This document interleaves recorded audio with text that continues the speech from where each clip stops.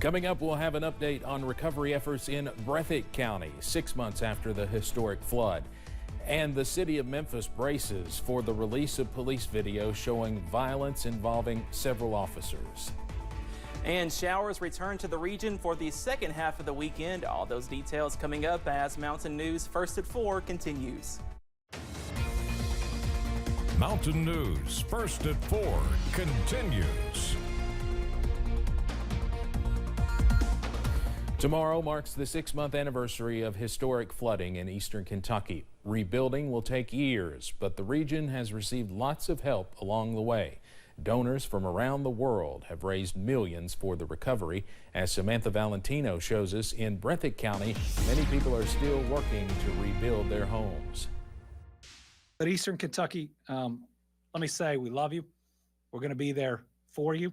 This week marks 6 months since the historic flooding in eastern Kentucky that took the lives of 44 Kentuckians, destroying hundreds of homes. The day the floods hit, I made a promise, but so many others did too, that we would be there every day, every week, every month, and every year that it takes to rebuild. In Breathitt County, Wayne Getson is working to rebuild. I'm trying to build me a house back. I got to have somewhere to live, and this is it. He's lived in Jackson his whole life. His trailer was destroyed by the floods, and when he heard what it would cost to buy a new one, and I said, well, I believe I can build a house for that, so I laid in on it, and that's what I'm doing. In the meantime, he's living in a trailer provided by FEMA. Getson says FEMA has helped him with some supplies for the rebuild too, along with members of the community. This is your kitchen right here. This is your bedroom right here. Before the floods, his neighborhood was full of trailers. Pretty much all the way around. It's in the store there and the store there. The rest of this was all trailers. And they're nothing. Me, I'm hit. They all left. I stayed. Why did you stay? I ain't got nowhere else to go. This is it, you know. In Breathitt County, Samantha Valentino, WKYT. Yesterday, Governor Beshear announced that the total approved from FEMA is now more than $96.9 million. That's a $1.4 million increase since just last week. Officials with Perry County Schools tell us students at Perry County Central High School were evacuated a short time this morning due to the discovery of a gas leak. We're told the leak was contained and the students were taken to warm buses to wait for the building to be cleared. District officials posted on their Facebook page the building was cleared around 11 a.m. and students were allowed back inside.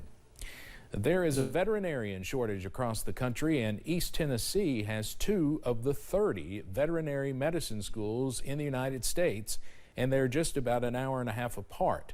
One is well established at UT, but another one, founded almost 10 years ago, is thriving. Will Puckett shows us how it's focused on returning graduates to Appalachia. The nation's largest school of veterinary medicine is located in Harrogate, Tennessee. The mountains and things like that, and then just the people here, the Southern hospitality, it's great. It's awesome. Lincoln Memorial University is the 30th in America to offer this line of study. I've been hiking around this area. I remember when there was dog shows on the property. I actually went to the library here when I was a little girl and saw all the big vet tech books and all that, and I was like, yep, that sounds great to me. Taylor England and Jesse Gabbard are both third-year students in the program at LMU.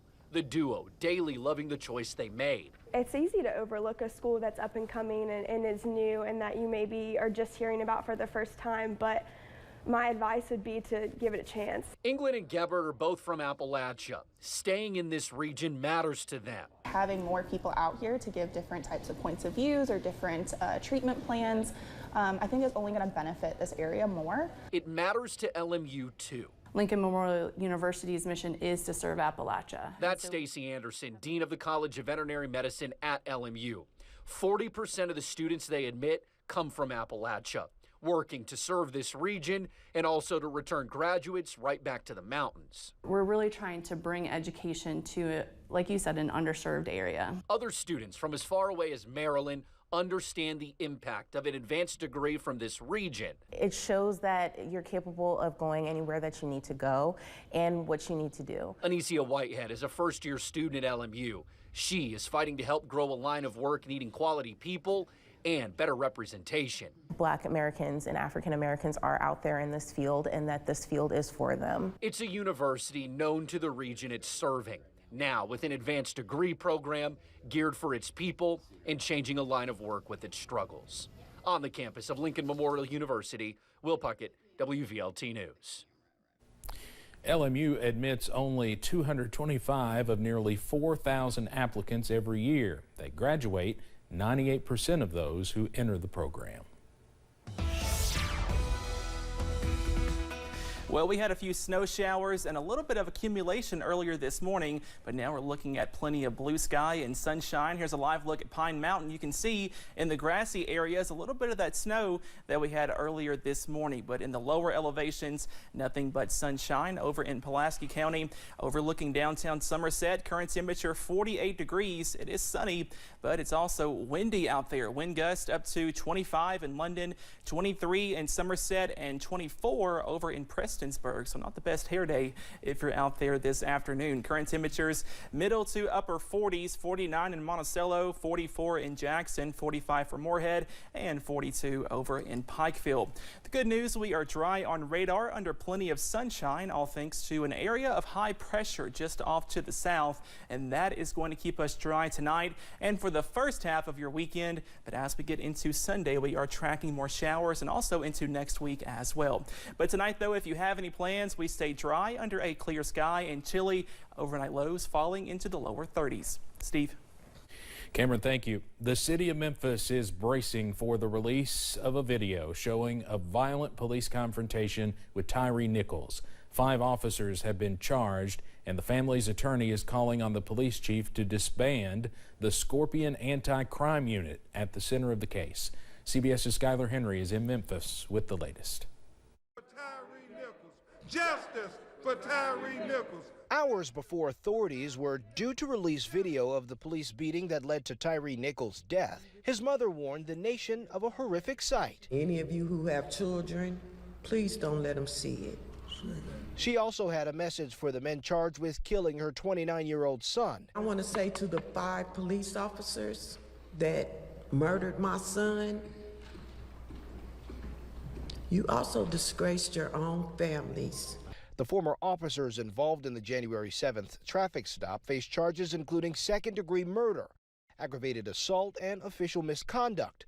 Family attorney Ben Crump applauded the charges and said they should be a blueprint for the future. When it's white officers, we think it's also important to the community that there is swift action. Nichols was pulled over after coming home from a park where his family says he was taking pictures of the sunset. Their attorney says the video shows him calling for his mother during a brutal 3-minute beating. For a mother to know that their child was calling them in their need and I wasn't there for him, do you know how I feel right now?